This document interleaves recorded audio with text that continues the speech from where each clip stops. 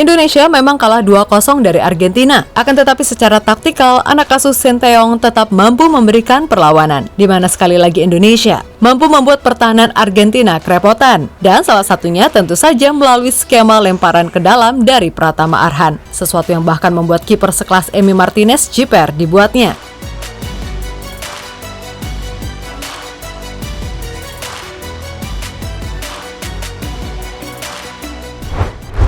Pertandingan kelas dunia baru saja dirasakan oleh para pemain timnas Indonesia. Maklum, lawan yang dihadapi adalah Argentina yang notabene adalah juara dunia. Meskipun awalnya para pemain Indonesia ini tampak grogi, namun bukan berarti mereka bisa diobok-obok begitu saja. Terbukti dari total 21 shots yang dilesatkan oleh pemain Argentina, hanya 7 yang tepat sasaran.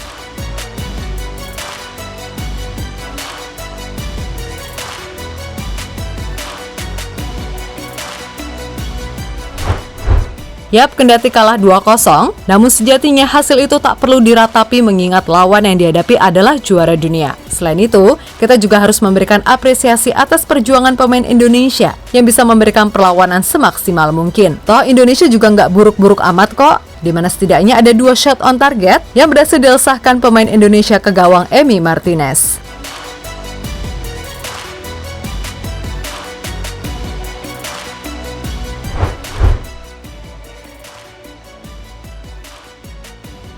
Masuknya Pratama Arhan di babak kedua jelas membuat sisi kiri Indonesia lebih baik. Tentu kita tidak boleh menghakimi Shane Patinama, mengingat ini adalah laga debutnya untuk timnas dan lawannya langsung Argentina pula. Yap, terlepas dari itu semua, keberadaan Arhan kian hari kian menunjukkan kenaikan level dan bisa meredam agresivitas pemain Argentina di sisi kiri pertahanan Indonesia. Selain itu, soal urusan menyerang, Arhan juga sangat baik, mengingat ia lebih punya chemistry dengan pemain timnas lainnya ketimbang Shane Patinama yang baru debut.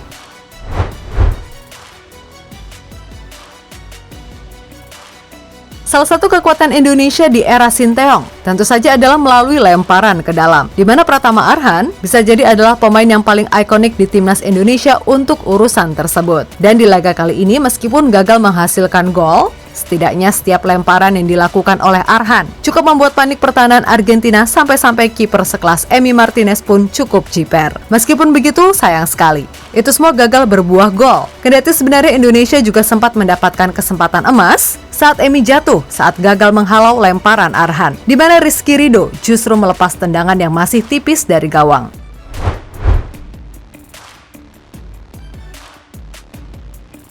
Meskipun menang, namun secara keseluruhan, Argentina harusnya bisa menampilkan permainan lebih dari ini. Hal itulah yang tampaknya membuat Lionel Scaloni tampak tak puas. Yap, di matanya, ia seperti tidak sedang menghadapi tim dengan peringkat 149 dunia. Memang Indonesia banyak digempur, akan tetapi secara organisasi permainan, terutama dalam hal menjaga pertahanan, Indonesia cukup baik meredam pemain-pemain kelas dunia milik Argentina. Hal yang kemudian membuat Scaloni usai laga merasa tidak perlu memberikan tips apapun kepada Indonesia untuk Piala Asia nanti. Sebab menurutnya, Indonesia sudah bermain sangat baik di pertandingan kali ini.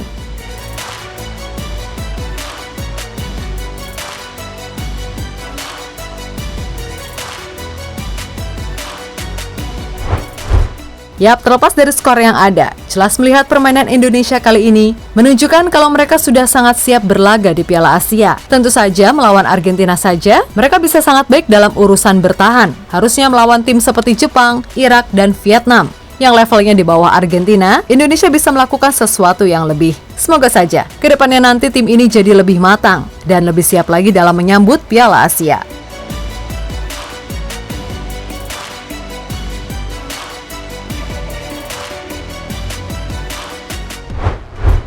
Oh ya, untuk PSSI, tolong pertahankan terus Sinteyong, karena dengan beliau, Indonesia kini tak hanya jadi tim yang doyan long ball, atau gocek sana, gocek sini habis itu hilang. Dan bagi yang masih meragukan Coach Shin, hanya karena ia belum bisa ngasih gelar, Mbok ya mikir, apakah lolos ke Piala Asia lewat jalur kualifikasi itu bukan sebuah prestasi? Lalu apakah kalian sadar? Kalau sebagian besar pemain yang juara SEA Games itu adalah hasil gemblengan Sinteyong yang berhasil dimanfaatkan dengan baik oleh Coach Indra Safri. Dan apakah hanya kalah 2-0 dari juara dunia itu pun lewat sebuah gol jarak jauh dan sepak pojok tidak merupakan sebuah prestasi, mengingat bila dulu Indonesia selalu kena bantai oleh tim-tim besar. Ya, jika tolak ukurnya hanya juara di level ASEAN saja sudah membuat kita ragu akan kualitas Sinteyong, maka sampai kapanpun mindset kita ya hanya di situ-situ saja. Kalau boleh milih nih, mendingan nggak pernah juara AFF, tetapi selalu konsisten lolos ke Piala Asia, daripada seperti Singapura misalnya, berulang kali juara AFF, tapi nggak pernah tuh lolos Piala Asia lewat jalur kualifikasi. So apapun itu, terus dukung Sinteyong dan semua elemen timnas Indonesia baik level junior maupun senior.